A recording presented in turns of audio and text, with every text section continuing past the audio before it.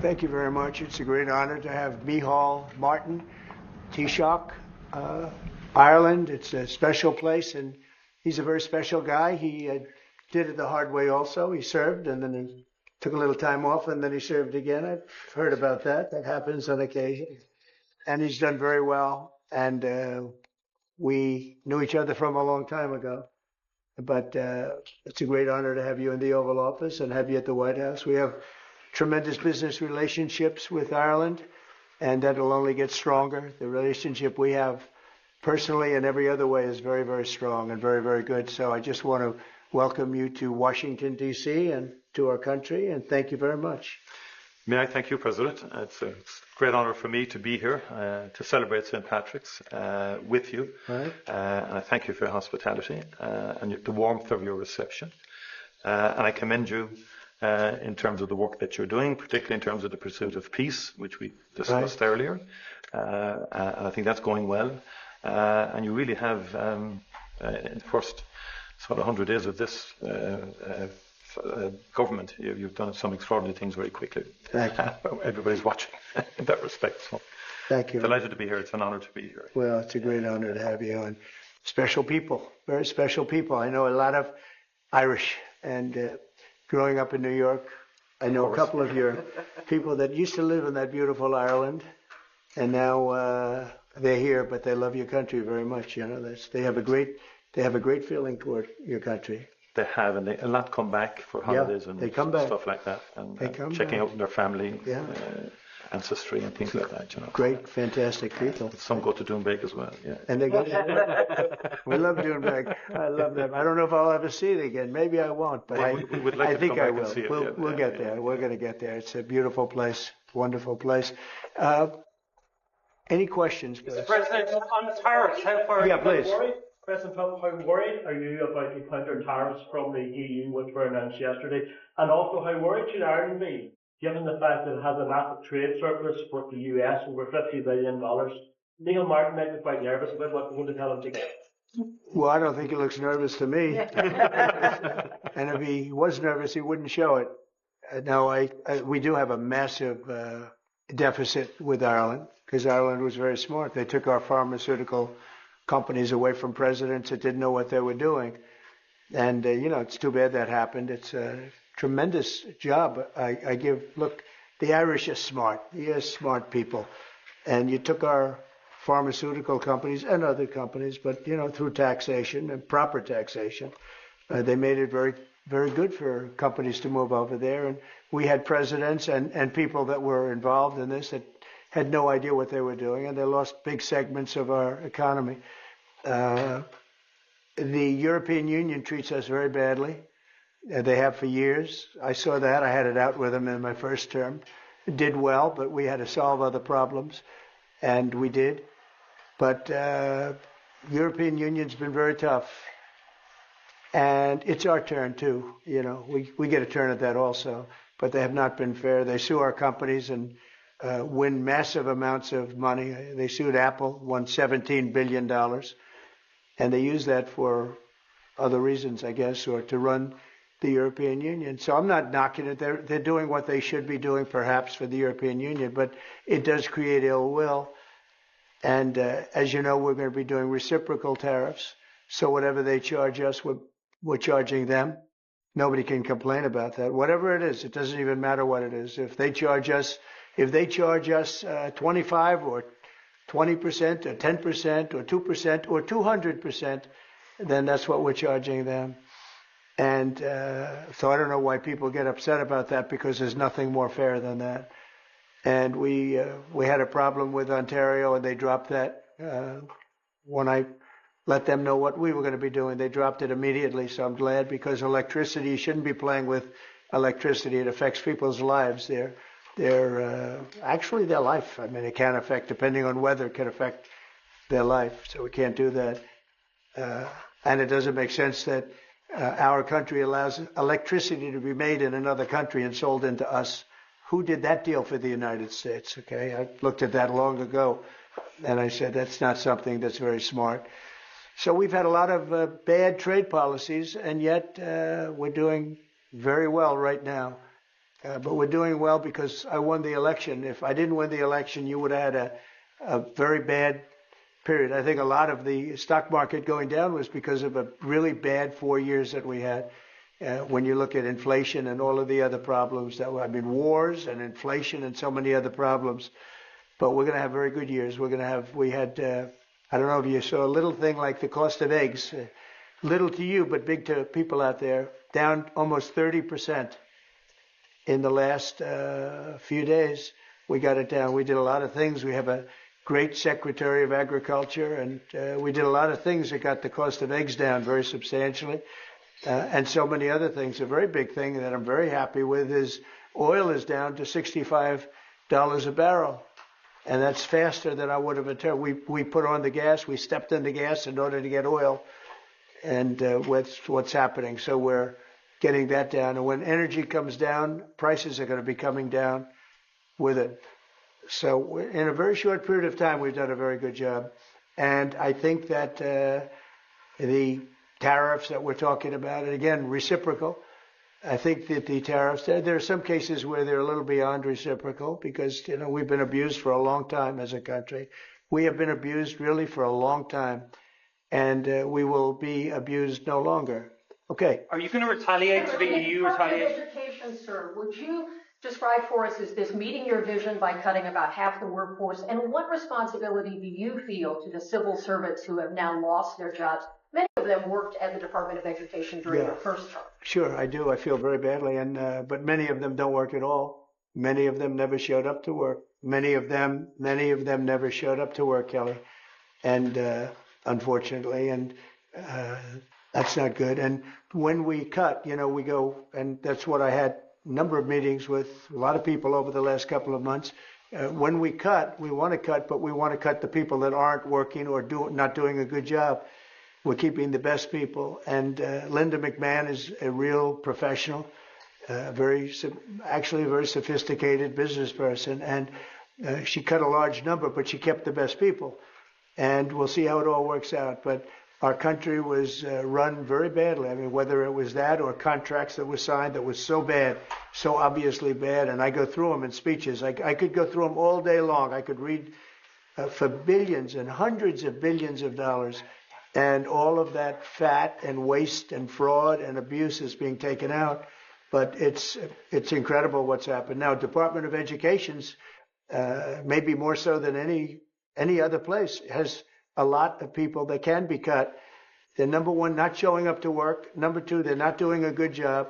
And if you take a look at our education process, and if you look at the charts, because they have numerous charts where they do the top 40, we're at number 37, 38, 39, and 40.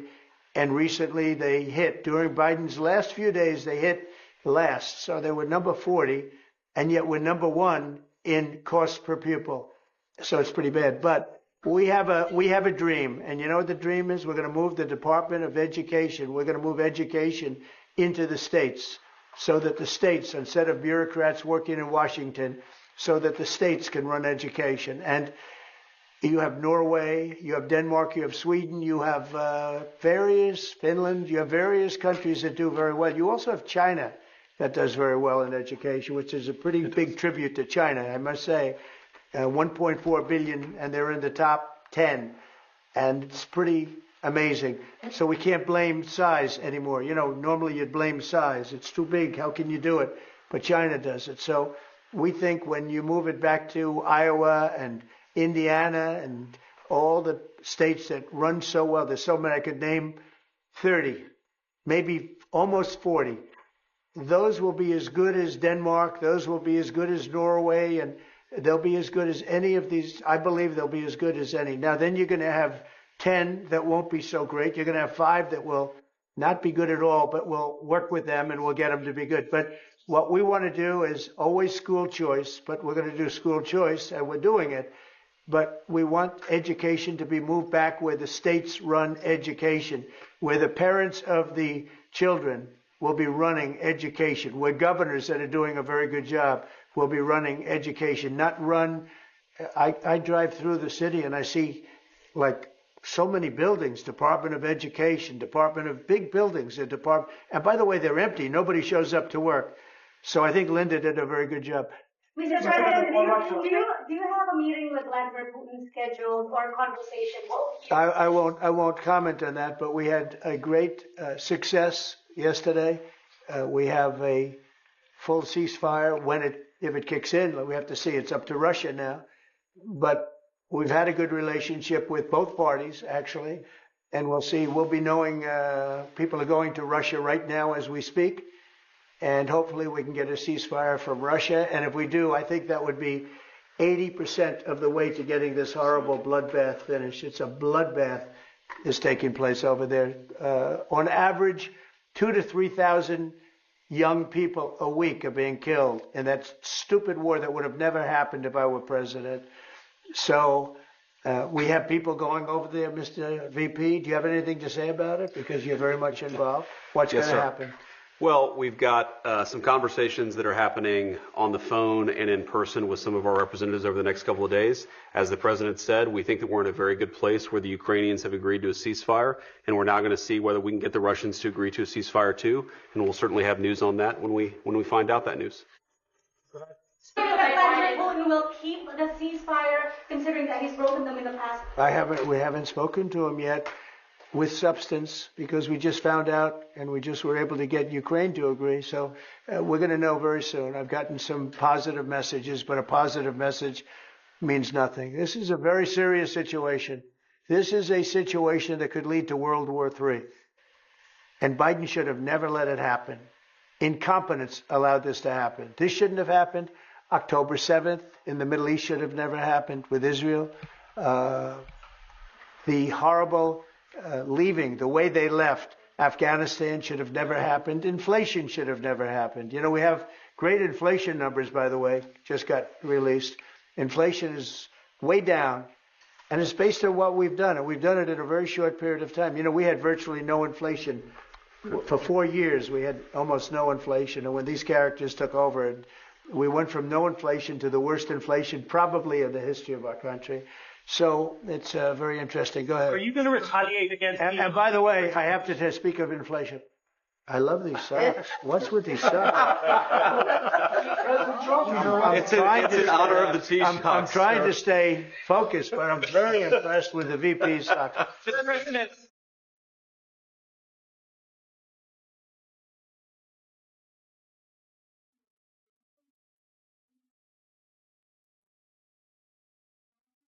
Some topics accepted. They haven't what? They haven't come over. They're boycotting the St. Patrick's Day celebration. What are they boycotting? They are talking about your position on Gaza as one of the reasons. Oh, I haven't heard that. I really haven't heard that. Look, can I just say, I got to pay tribute to the President on the peace initiatives. The one thing we've learned in Ireland about the peace process that you've just spoken about, and I recall back in the early 90s, when the first tentative steps to get peace in Ireland, people criticised people like John Hume or people like Albert Reynolds, the then Taoiseach. But they kept going. And when we got that ceasefire in 1993, okay, it took a number of years to get the comprehensive peace settlement. But again, the guns more or less largely went silent. The war in Ukraine is a devastating war on young people. And I think that very simple, straightforward narrative is to be commended. We all have children. We would be shocked at the prospect of young people losing their lives in that number, be they Ukrainian, be they Russian, whatever. Anything we can do to stop the violence, I think, is an extremely positive day. And there will be all sorts of people having qualifications on it and all the rest of it. It's our job then to work on it and to try and build it. Europe, US, whatever. I will say, and thank you for that, but I will say, last week 2,500 young people died while we sit here and talk. Yeah. And while they talk about peace, but they've been talking about peace, this should have never happened. This war should have never happened. It would have never happened if I was president. That's what makes me more angry than anything else, because you've had far more people die than these people report, for whatever reason. But you had far more people. The numbers are far more devastating. You'll find that out someday. And it doesn't affect you very much. They're not Irish, and they're not from my country. They're from Russia mostly, almost all from Russia and from Ukraine. And people could say, why are you doing this? Why are you involved in that? Because 2,000 people a week are dying. And they have families, and they have mothers, and they have fathers, and they have sisters, and they have brothers and friends. And they're dying. And I've seen the pictures, the satellite pictures that we see all the time. And it looks like Gettysburg in its prime, because that was, they say, one of the most horrific battles ever.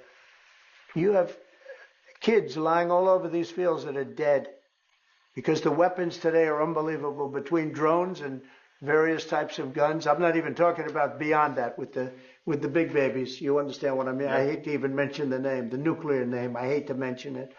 But you have weapons today that are so powerful. And I see kids every week. I see pictures of kids laying all over the field dead. They're dead. Beautiful kids. They're dead. And they're not from here and they're not from where you are, but he's working very hard. We're all working hard to get this thing finished.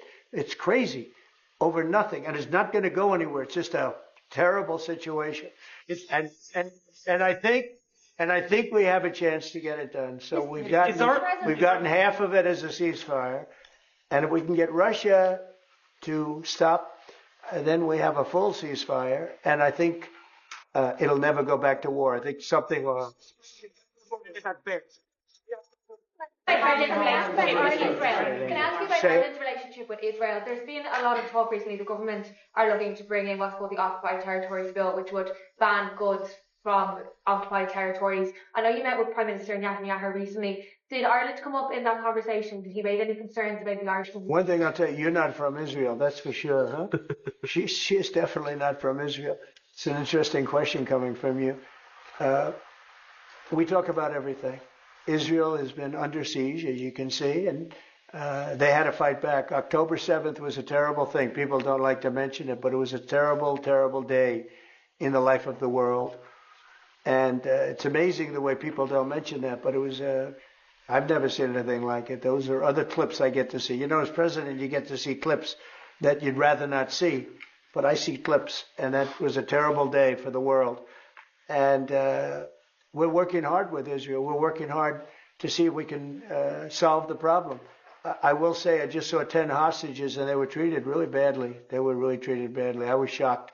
I asked them, was there any kindness shown? They were in there. One was in there for 500 days. One was 323 days. I said, was there any, 10 of them, I said, was there any kindness displayed? Like, did they ever, like, say, don't worry, you'll be okay, or give you a little wink, or give you like an extra slice of bread or something? And everybody said, all of these people said, zero. It was hatred. It was pure hatred. So, I mean, that's a very deep-seated problem. Could you give the Taoiseach some advice? Ireland is in the midst of a housing crisis now, and I know you have a lot of experience as a businessman. How can the state build tens of thousands of houses at speed? You know why they have a housing crisis? Because they're doing so well. They can't produce houses fast enough. That's a good problem, not a bad problem. It's a very good answer, President. Congratulations. No, it's true. Will you put more tariffs on the EU, Mr. President? Mr. President, will you? Everybody should have that problem. That's okay. Will you put more tariffs on the EU? I know this gentleman. He'll get it solved. Will you put more tariffs on the EU? Will you respond to their retaliation? Oh, of course I'm going to respond. You will retaliate. The problem is our country didn't respond. Look, the EU was set up in order to take advantage of the United States. Including Ireland? Is Ireland taking advantage of the US? Of course they are. I can't, I have great respect for Ireland and what they did. And they should have done just what they did. But the United States shouldn't have let it happen. We had stupid leaders. We had leaders that didn't have a clue. Or let's say they weren't business people, but they didn't have a clue what was happening. And all of a sudden Ireland has, our pharmaceutical companies and other, this beautiful island of 5 million people has got the entire U.S. pharmaceutical industry in its grasp. And, you mentioned housing and you mentioned other things. I mean, I have property in Ireland, as you know, and I love it. It does great. But I'd like to see the United States not have been so stupid for so many years, not just with Ireland, with everybody. I looked at trade deals. I was telling the group yesterday, I looked at trade deals in term one. It's one of the reasons I decided I had to do this, because somebody had to straighten it out, and I didn't see anybody that was going to. I looked at trade deals that were so bad, I'd actually say, how is it possible that this could have happened? Who would have been so stupid to let these deals happen?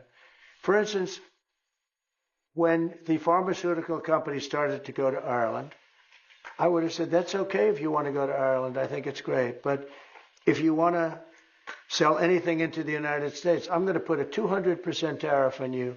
So you're never going to be able to sell anything into the United States. You know what they would have done? They would have stayed here. He's so lucky that I wasn't. He's so lucky. Look at it. Well, we are planning to lower taxes, yeah, if the Democrats behave, but the Democrats have no clue. You saw that the other night during the speech.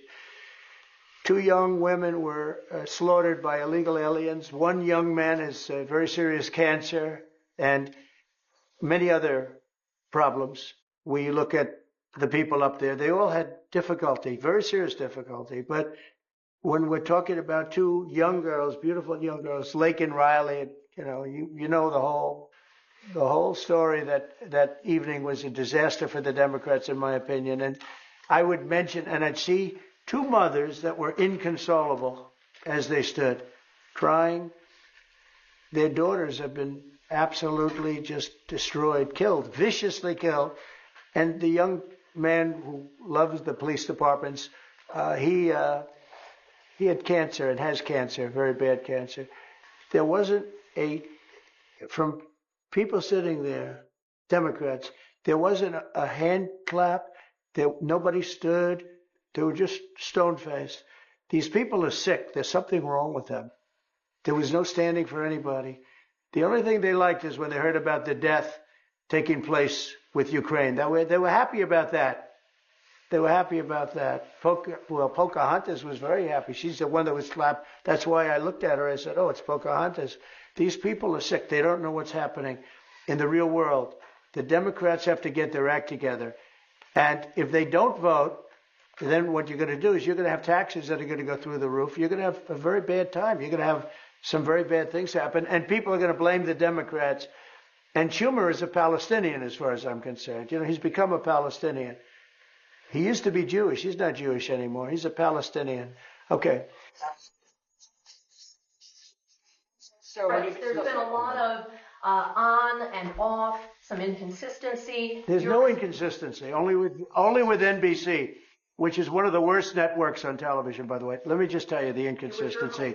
I have the right to adjust. And I was called by the automakers as an example, General Motors, Ford, etc. The big 3, the big 4. And they asked me to do them a favor. Could I delay it for a period of 4 weeks so that they're not driven into a little bit of a disaster for them? They actually love what I'm doing, but they had a problem. And I'm not like a block that just, I won't delay. It's called flexibility. It's not called inconsistency. It's called flexibility. And I think you want me to be flexible too. Is flexibility going to be your ongoing view towards? Sure, I'll always have flexibility, but there will be very little flexibility once we start. April 2nd is going to be a very big day for the United States of America. The United States of America is going to take back a lot of what was stolen from it by other countries and by, frankly, incompetent U.S. leadership, grossly incompetent. I gave you an example of Ireland. I would have never let that happen. Impossible for that to have happened. But we're going to take back our wealth, and we're going to take back a lot of the companies that left are coming back. If you haven't read, we have the biggest computer chip company ever, has virtually all of the market. I didn't call them, they called me. And they called for 2 reasons. Number one, we had a great election of somebody that they want running the country. And we won in a big mandate. We won every swing state. We won by millions of votes. We won by 2,750 districts to 500. Think of that, 2,750 districts to 500. That's why the map, when you looked at it, was entirely red, meaning Republican. Yep. Not meaning communist, meaning. So anyway, look, this country needed somebody to defend it. It's this big, beautiful place that was being ripped off by illegal immigrants coming in from prisons, coming in from mental institutions, the gang members, gang leaders, drug dealers, pouring into our country with the open borders. I am so angry at the last 4 years at what they've done to our country, what they've done to this country between inflation, but maybe the most that bothers me is that they would allow millions of people to come into our country that are stone cold murderers, killers, drug dealers, the worst gang members, the worst people allowed into our country. And we're now getting them out. We're going to get them out. We're getting them out. I want to thank Tom Homan, by the way. He's doing a great job. And I want to thank Christy Noem, who's doing a fantastic job. This is a job that's so unnecessary. This should have never happened. This should have never happened. So we're bringing back our country in many ways, not only financially, and financially we'll be stronger than ever before. I think the markets are going to soar when they see what's happening. I'll tell you what, I'm called every day by numerous big companies. I spoke at the Business Roundtable yesterday. They had the largest attendance they've ever had. And these are only the CEOs and chairmen, but mostly the people that run the boss, the people that run the top 150 companies. 150 people showed up. Every single company showed up. First time it ever happened. It's been around a long time. The biggest business leaders. We had a great discussion. Went really well. And I want to tell you, there's tremendous optimism out there about our country in terms of regulations being cut, in terms of taxes being cut. And it would be great if the Democrats would do what's right. It would be great if the Democrats would do what's right for our country for a change, because they really are there. They've lost their way. They've lost their way. They think that people pouring into our country from prisons, jails, murderers. We have 11,088 murderers that were allowed into, people that murdered people, half of which murdered more than one person in our country. We're getting them the hell out. But who would allow this to happen? Who would allow men to play in women's sports? And they're still fighting it. It's got to be a 95% issue. But they're on television this morning. I see this person, a Democrat, say, we should have the right. No. Men should not be, they're hurting women. They're hurting women very badly. They're hurting women. And they should not, and they're also demeaning women. But who would want these things? And everything's transgender. Everybody transgender. That's all you hear about. Now, that's why we won the election in record numbers. But very importantly, now it is what it is. The Democrats should get with us and come up with good tax policy so that Ireland and other countries can't take our businesses away from us. And he understands exactly. You guys did the right thing. I'm not upset with you. I respect what you've done. You've done a great job. But our people did a very bad job. How advanced are your plans to try and bring some of those companies back to America? And will you be briefing? Well, I'd love to have him back. I'd love to have him back, but he'll be fighting me on it. What I would say, President, if I could 1 second, just make the point. It's a two-way street too, and we are investing a lot more in America now. And people may not realise, but Ryanair, one of our biggest airlines, for example, AirCap, they buy more. The two of them together buy more Boeing airplanes than anybody else outside of America.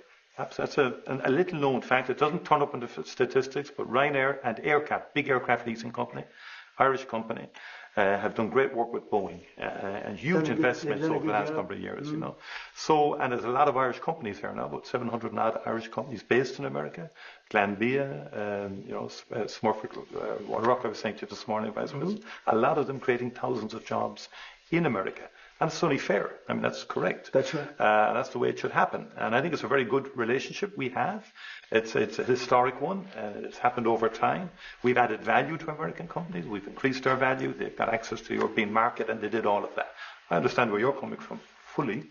But I think it's a relationship that we can develop and that will endure into the future and will change, it will adapt, and you're evolving and you're doing things. And they've done a very good job. Now, I just will say this. But with all that we've said, we can talk about Ryanair. There's a massive deficit. I don't mean by a little bit. There's a massive deficit that we have with Ireland and with other countries too. And we want to sort of even that out as nicely as we can, and we'll work together. We're going to work together, great, but the deficit is massive.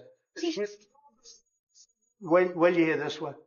You said earlier that it was now up to Russia in terms of the ceasefire. Yeah. Is there anything you can do in terms of pressuring Russia or in terms of sanctions? Or what can you do? We can, but I hope it's not going to be necessary. Sure, we can pressure. We can do that with Russia. Remember this, Russia took Georgia from Bush, right? They took Crimea from a man named Obama, Barack Hussein Obama, right? They tried to take the whole thing from Biden. They're going for the whole ball of wax. Who is the only one that never took anything from? Trump. And in fact, I'm the one that stopped Nord Stream 2, the pipeline, the biggest pipeline anywhere in the world. I stopped it. It was dead. And then Biden got in and he approved it. Nobody mentions that. What I did to Russia was very tough. I was the toughest ever. But nope, they never took anything from me. They took them from Obama and Bush, and they took it from Sleepy Joe Biden. With Biden, they wanted to take the whole country, but I think I've stopped that, but we'll see. But yeah, there are things you could do that wouldn't be pleasant in a financial sense. I can do things financially that would be very bad for Russia. I don't want to do that because I want to get peace. I want to see peace, and we'll see. But in a financial sense, yeah, we could do things very bad for Russia. It would be devastating for Russia, but I don't want to do that because I want to see peace. And we're getting close to maybe getting something done. We've got Ukraine done. And as you know, I've always said that Ukraine might have been the more difficult party. You were here a week ago when some interesting things happened. I had somebody that didn't seem to want peace. Now he's agreed to peace. So we'll see what happens. Brian? Yes, thanks. Thank you. First, we'll congratulate you on your lower inflation core rates. Thank you. Gas prices going down, airline prices going down. This is for our gentleman here, if I can see him real quickly. Welcome, United States. You look great. Thank you. Nice suit. Now you feel good. What's coming next? On Make America Great Again. If you could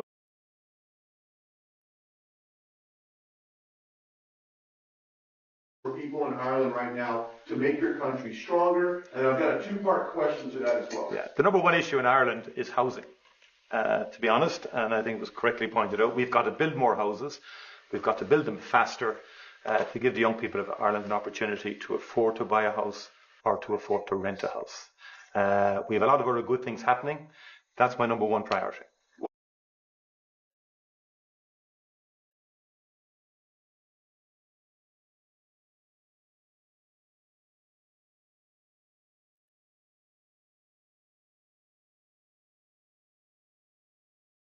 Thank you. I like that question. Do you know you have Rosie O'Donnell? No. Do you know who she is? Do you know who she is? Yeah. You're better off not. You're better off not knowing.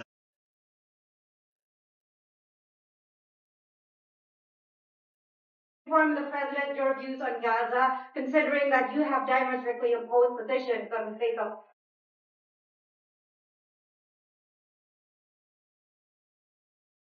President, I expected to inform him. I don't have to inform the President. He's very well clued into to the whole situation. We shared the President's, again, unrelenting focus on peace. And he's envoying the President himself, as soon as he came into office, went to get a ceasefire. We've been calling for a ceasefire for a long time. We want to consolidate the peace. That is our fundamental aim. We want the hostages out. I've been saying it from day one. It's a horrific thing to do to take someone as a hostage. And I went to Kibbutz Be'eri after October the 7th in solidarity with Israel, and that gets forgotten. And I went a week or two afterwards. I saw the kibbutz. It was a shocking thing to see, even though it was a week or two after the horror. It was a village. You could see life going on prior to the attack. It was something that will not leave me. And I've been interested in the Middle East for a long, long time. It's complex, and it's all of that. But we do desperately need hostages out, all of them. It's far too long. Let me finish it. And then we need a ceasefire. We need to consolidate that. We need a surge of humanitarian aid into Gaza. Because again, there's too many children and too many people starving. Right. That's all. Just too many. And it's that humanitarian impulse is what motivates the Irish in respect of its views. And I've always been of the view, it's been our view that a two-state solution would be ideal. It's become much more challenging and difficult as time's moved on. But that has always been our position. But it's genuinely to have people, because we've gone through this. We discussed this a bit prior to you coming in. We've been through some of this. People hating each other, terrible acts of violence carried out on each other. We came through it. It's our earnest hope that Arab and Jewish people can live side by side. And I've met with people, parents of children who were killed on both sides, called Parents Circle in Israel, and they work to try and bring people together. It's difficult work. What about the president's plans to expel Palestinians out of Gaza? Are you discussing that with him and giving him your... Nobody's expelling any Palestinians. I don't know. Who are you with? I'm with Voice of America, sir. Oh, no wonder. Okay, Voice of Can you explain how he feels about the president just saying that he would like to take back US companies, pharma companies based in Ireland? Well, I think the pharmaceutical companies in Ireland are doing very well, as the President has outlined. Again, I think it's about that two-way partnership. I understand fully where the President is coming from. I think there's actually room. Now, we can discuss all this. I think there's room for those companies to grow in America. And many of them, by the way, have already announced fairly significant manufacturing investments now. It's true, just recently. Like people like Eli Lilly, for example, who have been a long-standing presence in Ireland since the 1970s. I spoke to the CEO recently. He's great. Great guy. And he's announced, I think, about a $50 billion investment in America. New plants. But there's big investment, they've had big investment in Ireland. Ireland has served them well too, The workforce is very strong. It's an educated workforce. They delivered well. During COVID-19, a number of CEOs said to me, a lot of the plants in Ireland were the only plants that never closed for a single day during COVID. Not a single day. Productivity is good and so on like that. But look, there'll be strength around. Mr. President, thank you so much. You spoke to Vladimir Putin for quite a while. Yes. So I want to know your assessment.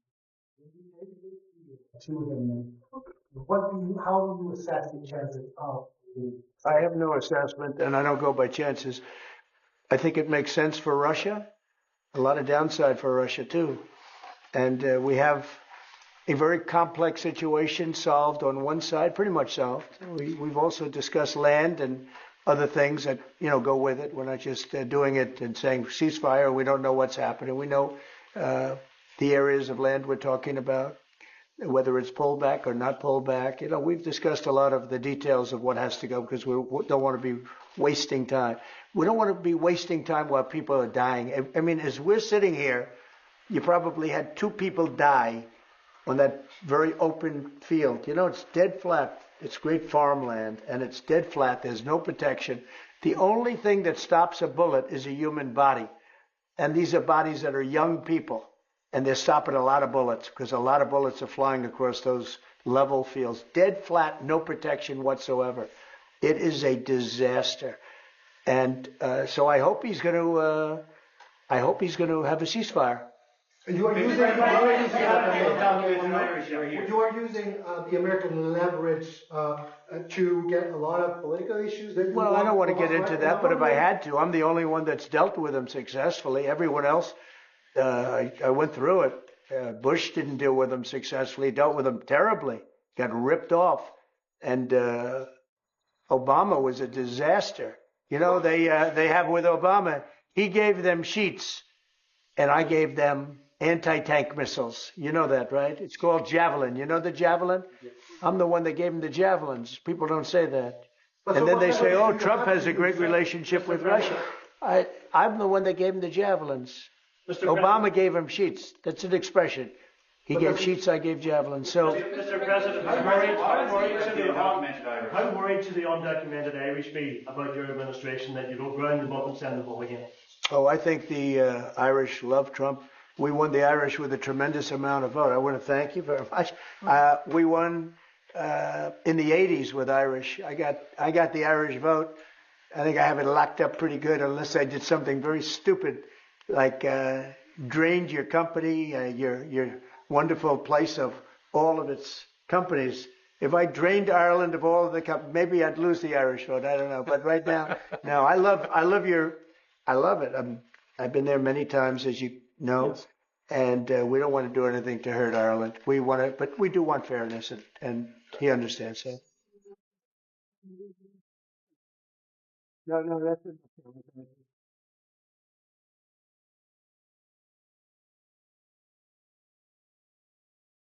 American Appreciation Month you've named there. Who's your favourite Irish person?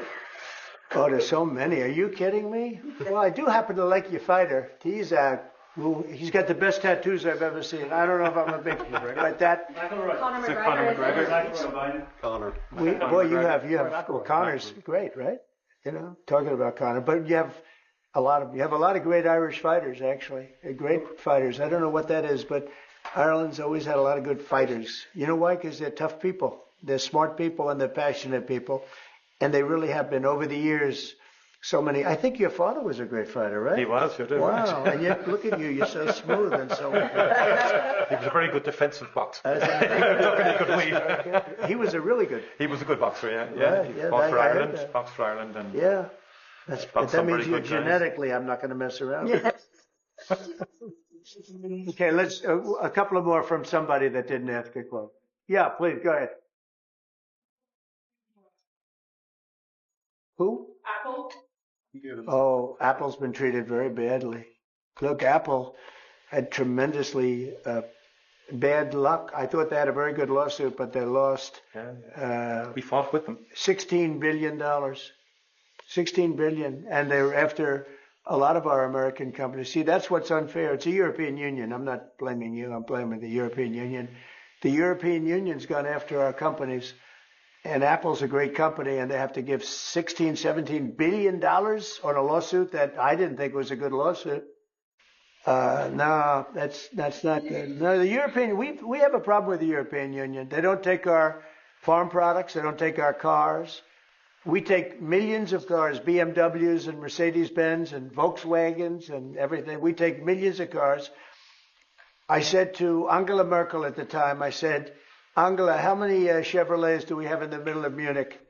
Why, none. I said, you're right, we have none. That's the way it is, we have none. No, I'm not happy with the European Union, I want to tell you. And, will you put tariffs and on we're cars? going to win that. We're going to win that financial battle. It's a financial battle. European cars, Mr. President? Tariffs on European cars? Is that something you're going to consider? Oh, absolutely, I will do that, yeah. Think of it, they have millions of cars coming in, millions and millions of cars. One of probably the largest. Japan's very big too. But, and they don't accept our cars. We make great cars. They don't have our cars, but we have their cars. They don't have our farm products. We have the greatest farmers in the world. They don't accept our farm products, and we accept theirs. So, you know, things are going to change unless they do what they have to do. And they know what they have to do. This is not going to be a tough battle. In my opinion, not going to be tough. Just like when Ontario charged us, everybody said, oh, they just charged. I said, this will be won in 1 hour. And they announced what we were going to do, and they withdrew their little threat. And what they don't say in Canada is that 270%, have you ever heard that? We have tariffs on dairy products from Canada of 270%, going up to 400%. You never hear that. Canada's absolutely one of the worst. And we, when I say worst in terms of charging tariffs. Their dairy products, they charge our farmers 240, 250, 270, and 400%. Okay? Think of that for dairy product. And we charge them like peanuts. You know why? Because we've been improperly run for so many years. I had that all settled in my first term. But then, of course, Biden, you know, he let everything go to hell. One of the things we did is we took from China hundreds of billions of dollars, and I have great respect for President Xi. But he understood that. He understood it was a one-way street, and you can't have a one-way street. Okay. One more question. Can you say which countries you want to target in your next travel ban? Say it. Can you say which countries you want to target in your next travel ban? Wouldn't that be a stupid thing for me to say? I said, which countries am I going to target for the next travel ban? Can you believe somebody would ask that question?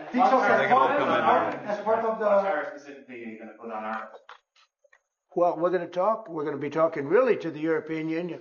You know, I will tell you this one little, we'll end it with this. So I have a property, a big property in Ireland that you know well. It's one of the most highly rated hotels in all of Europe. It's beautiful. At Doonbeg, it's a beautiful 600 acres on the ocean, and everybody knows it. And we have a beautiful hotel. And I was going to do a project there, a big expansion of the place. This was when I was a civilian, before the presidency, before I even thought about the presidency. But I was going to do a really beautiful expansion because it does very well. And I got the approvals from Ireland so quickly. They were so professional. They wanted it. You know, it's economic development, it's jobs, it's construction jobs, a big expansion, beautiful expansion. But I was told something that bothered me. They said, "Sir, you also have to get approved by the European Union." I said, "Why do I have to go to the European Union to expand a hotel that's in Ireland?" They said, "Well, that's the way it is." I say, "Well, shouldn't that go fast?" They said, "No, it'll take at least 7 years." You gave me the approval in about 4 weeks. It was a beautiful professional. If you took 4 years, you wouldn't have done a better job. You know, everything was done environmentally, everything. There's no reason to take very long. I had everything from Ireland in 4 weeks.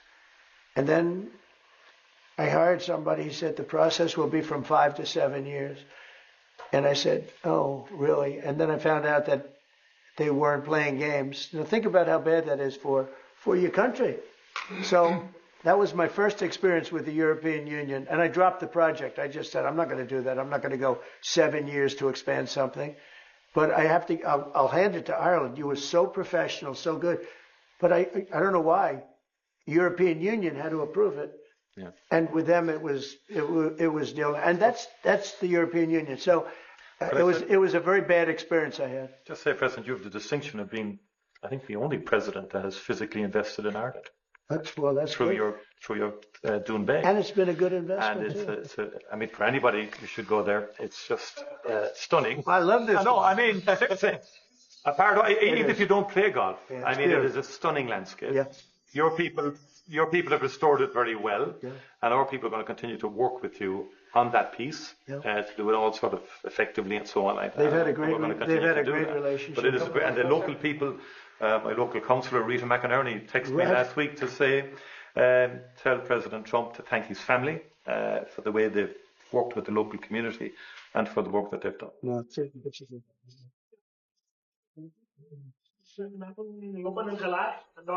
I love Rory. I think Rory's great. He's a great golfer. He just won 2 weeks ago. He's a great guy. I played golf with him 3 weeks ago. And he's really a fantastic player. He's in good form, too. When he played with me, he played very well, I can tell you. No, Rory certainly is one of the favorites. He's always going to be one of them. He's a very talented guy. He's a very good person, too. Are you planning to visit Cuba, Mr. President? I will. I'll get there sometime. I hope soon. In fact, if we meet, we'll meet at Doonbeg. Okay, I would love it. But I hope to be able to get there. Mr. President, does America have a future in NATO? What's it? Does America have a future in NATO? Well, NATO has to treat us fairly. If they pay their bills and if they do what they're supposed to do. When I first got involved with NATO, as you know, they weren't paying their bills. There were 28 countries and most of them weren't paying. And I got them to pay. And they paid billions and billions of dollars. I made a certain statement that I'm not going to be involved with NATO unless you're going to pay your bills. And I was asked a question, if we don't pay, are you going to help us? I said, no, if you don't pay, you're saying you're delinquent. A real estate term. You're delinquent. You're not paying your rent. You're not paying your bills.